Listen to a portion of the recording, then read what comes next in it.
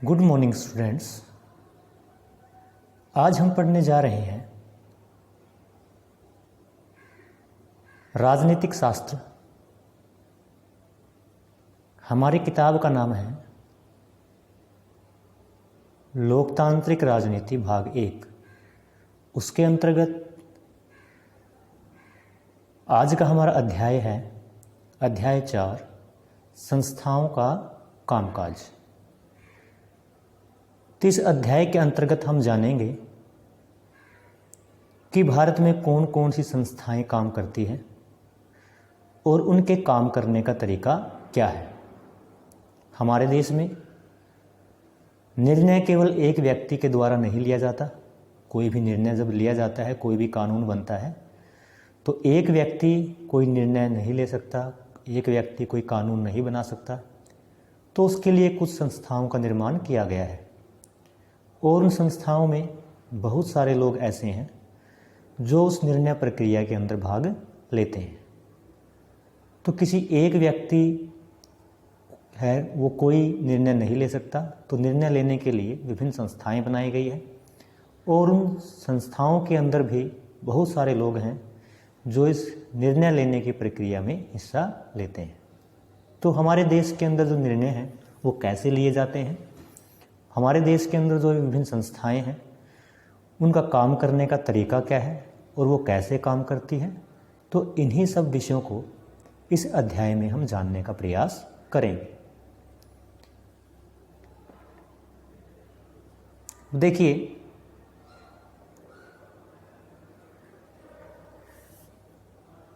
लोकतंत्र का मतलब लोगों द्वारा अपने शासकों का चुनाव करना भर नहीं है। ये तो हम जानते हैं कि लोकतंत्र में जनता अपने मत का अधिकार का प्रयोग करके अपने प्रतिनिधियों का चुनाव करती है या सरकार का चुनाव करती है, उसी को लोकतंत्र कहा जाता है।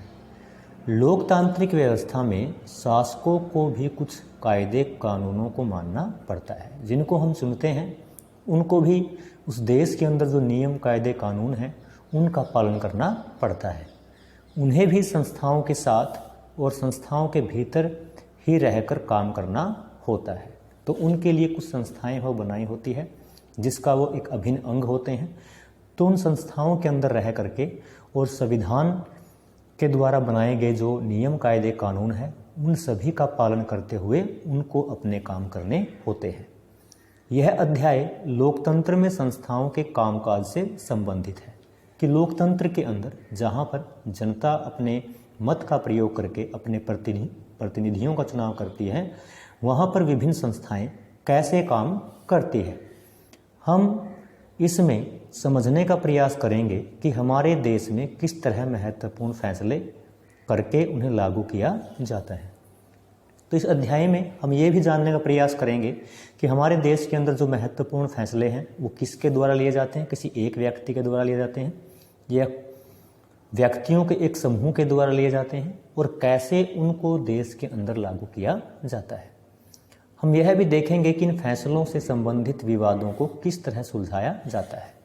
अगर आपस में विभिन्न संस्थाओं के बीच में या किसी संस्था के अंतर्गत आपस में कोई विवाद होता है तो उस विवाद को सुलझाने का काम कौन करता है, यह भी हम इस अध्याय में जानने का प्रयास करेंगे।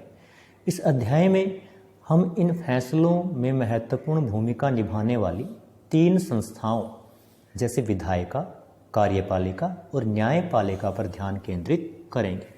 तो हमारे देश के अंदर जो विभिन्न संस्थाएं हैं जैसे विधायिका, कार्यपालिका और न्यायपालिका। विधायिका कानून बनाती है, कार्यपालिका उन कानूनों को लागू करती है और न्यायपालिका क्या करती है, उन कानूनों की रक्षा करती है।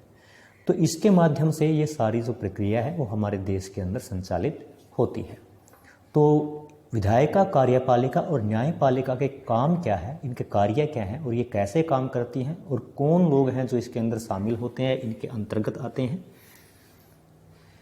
तो इनके बारे में हम जानने का प्रयास करेंगे। इनको सरकार के अंग भी कहा जाता है। तो ये कुछ संस्थाएं हैं विधायिका, कार्यपालिका और न्यायपालिका जिनके ऊपर हमारा ध्यान इस अध्याय में केंद्रित रहेगा। देखिए, आगे बढ़ते हैं कि आपने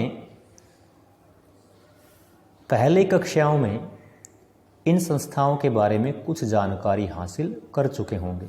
हम यहाँ उनका संक्षेप में वर्णन करके कुछ और महत्वपूर्ण सवालों पर ध्यान केंद्रित करेंगे।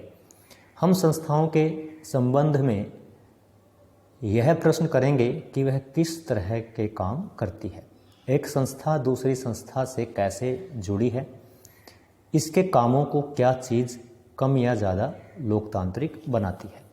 तो जो भी ये विधायिका है, कार्यपालिका है और न्यायपालिका है, इनके विषय में हम पिछली जो कक्षाएं हैं उनमें पढ़ चुके हैं। तो हम यहाँ पर क्या है, ये कैसे काम करती है उसके विषय में जानने का प्रयास करेंगे और यह भी देखेंगे कि एक संस्था दूसरी संस्था से किस प्रकार जुड़ी है। ये तीनों संस्थाएं क्या हैं, एक दूसरे के ऊपर निर्भर है, एक दूसरे के ऊपर डिपेंड है अपना कामकाज करने के लिए। और हम ये भी देखेंगे कि इनके कामों को क्या चीज़ कम या ज़्यादा लोकतांत्रिक बनाती है, कि ये सब संस्थाएं हैं वो कितनी लोकतांत्रिक है। इस अध्याय का मुख्य उद्देश्य यह समझना है कि किस तरह ये संस्थाएं मिलकर सरकार का काम करती है। कई बार हम इनकी तुलना दूसरी लोकतांत्रिक व्यवस्थाओं की इसी तरह की संस्थाओं से करते हैं।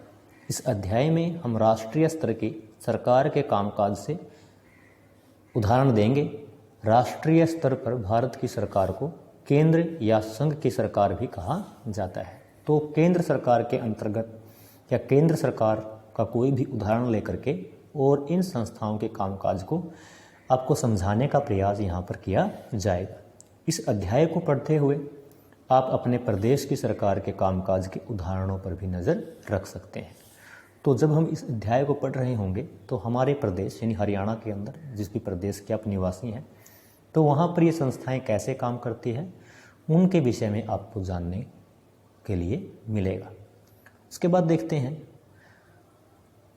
अब ये जो लेसन है वो स्टार्ट करते हैं एक उदाहरण के साथ। तो इसमें यह है कि जो प्रमुख नीतिगत फैसले हैं वो कैसे लिए जाते हैं, कि किसी भी देश के अंदर राष्ट्रीय स्तर पर जो प्रमुख नीतिगत फैसले हैं वो कैसे लिए जाते हैं। तो हमारे देश का एक उदाहरण है वो मैं अभी आपके सामने पढ़ने जा रहा हूँ। ये एक सरकारी दस्तावेज है, ये सरकारी आदेश है जो सरकार की तरफ से पारित हुआ है। 13 अगस्त 1990 के दिन भारत सरकार ने एक आदेश जारी किया। इसे एक कार्यालय ज्ञापन कहा गया। सभी सरकारी आदेशों की तरह इस ज्ञापन पर भी एक संख्या लिखी थी। जितने भी सरकारी आदेश होते हैं उनके ऊपर एक सीरियल नंबर है वो लिखा होता है और यह आदेश उसी संख्या से जाना जाता है। कोई भी सरकारी आदेश है तो उसका एक सीरियल नंबर होता है। जब वो जो आदेश पारित किया जाता है तो ऐसे ही इस आदेश का भी एक नंबर है, ये दिया हुआ है OM नंबर 360/12/31/90। तो कार्मिक जन शिकायत और पेंशन मंत्रालय के कार्मिक एवं प्रशिक्षण विभाग के एक संयुक्त सचिव ने इस पर आदेश पर अपने जो हस्तक्षेप किए हैं या हस्ताक्षर किए हैं। यह क्या है, एक छोटा सा आदेश है।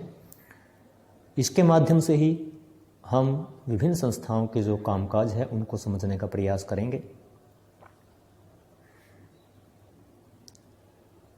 ये जो आदेश है ये मुश्किल से 1 पन्ने का था। अगर आप इसे देखेंगे तो यह एक वैसा ही आम सर्कुलर या नोटिस लगेगा जैसे आपने स्कूल में देखे होंगे। कोई भी नोटिस जब स्कूल में आता है किसी भी बात को लेकर के या कोई भी नया नियम जब बनाया जाता है तो एक नोटिस है वो आता है, तो उसी नोटिस की तरह ही एक छोटा सा नोटिस आपको लगेगा जैसे उसके नीचे प्रधानाचार्य के हस्ताक्षर होते हैं।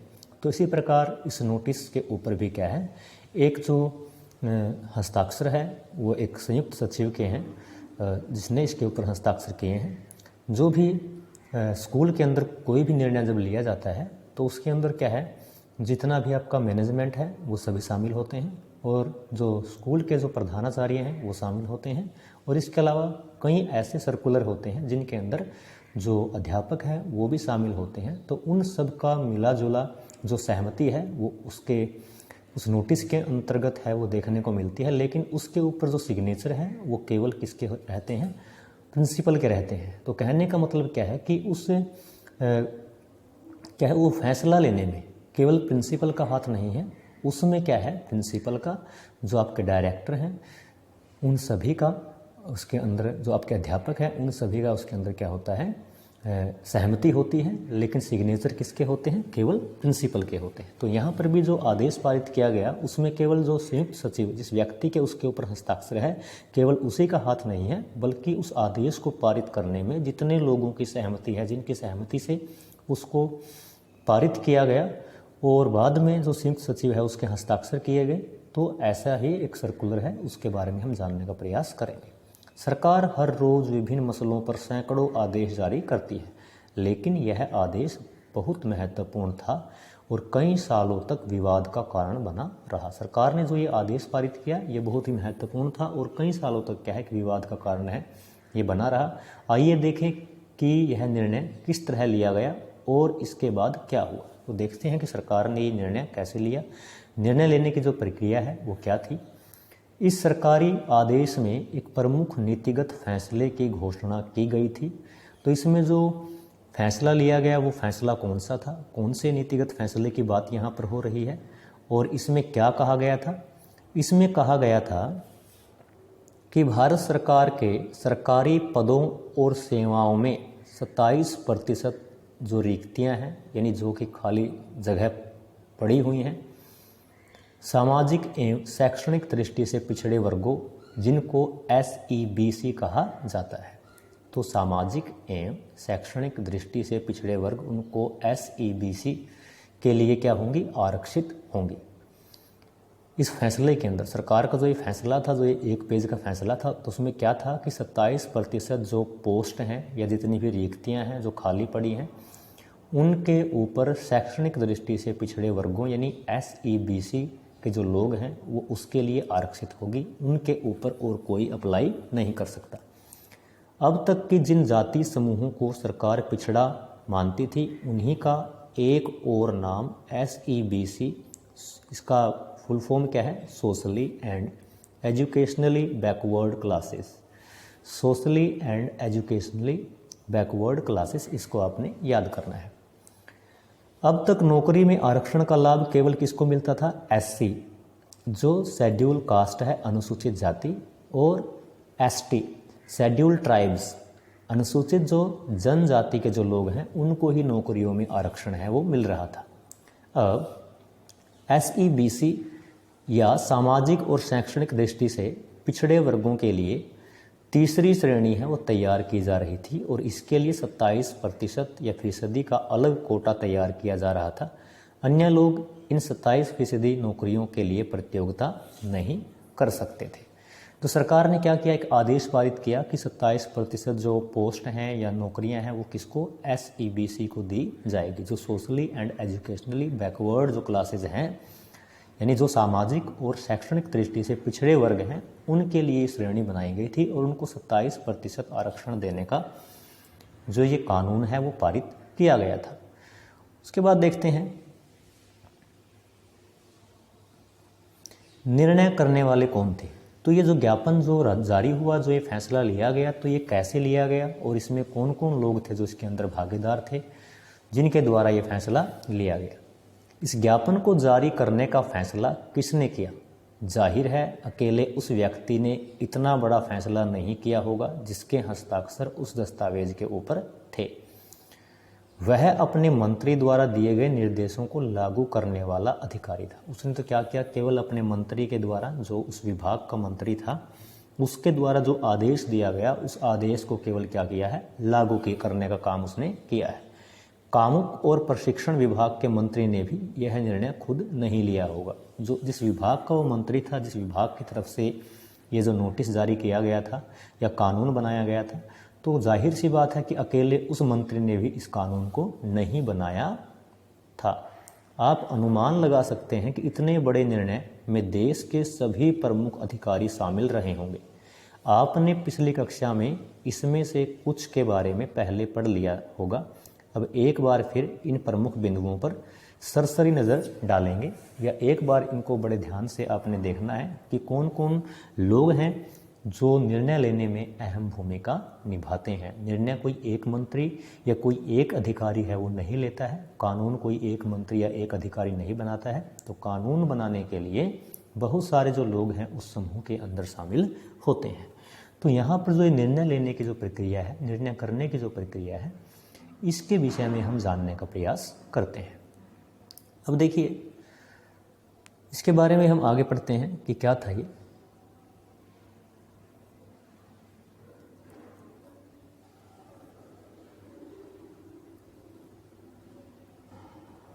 देखिए कि राष्ट्रपति राष्ट्र अध्यक्ष होता है, मतलब जो राष्ट्रपति है वो राष्ट्र का पहला नागरिक होता है, पूरे राष्ट्र का अध्यक्ष होता है, मुखिया होता है और औपचारिक रूप से देश का सबसे बड़ा अधिकारी होता है। देश का सबसे बड़ा अधिकारी कौन है? राष्ट्रपति। देश का सबसे बड़ा राष्ट्राध्यक्ष या मुखिया कौन है? राष्ट्रपति। उसके बाद देखिए कि प्रधानमंत्री सरकार का प्रमुख होता है। सरकार जो सत्ता में है तो प्रधानमंत्री क्या होता है? उसका मुखिया होता है, उसका हेड होता है। और दरअसल सरकार की ओर से अधिकांश अधिकारों का इस्तेमाल वही करता है। तो जितने भी अधिकार सरकार की तरफ से इस्तेमाल किए जाते हैं तो उन सब का जो मुखिया है वो कौन होता है? प्रधानमंत्री होता है। उसी की सहमति से कोई भी जो अधिकार है वो उन अधिकारों का इस्तेमाल करता है। इसके बाद देखिए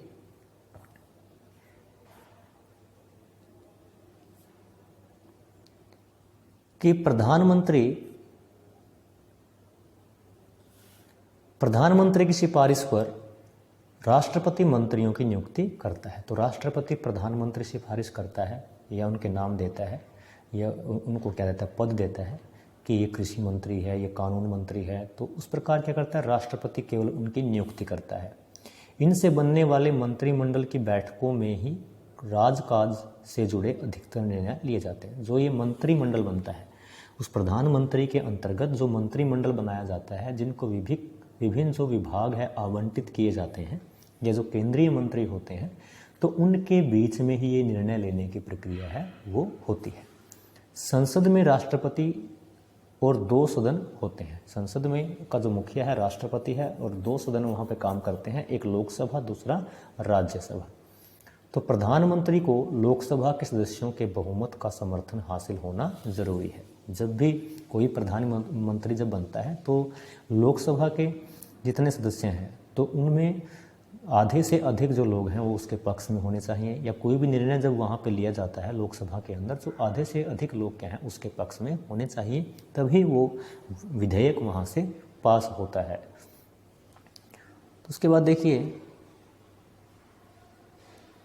तो क्या कार्यालय ज्ञापन के फैसले के मामले में ये सब शामिल थे, इसके बारे में पता करते हैं।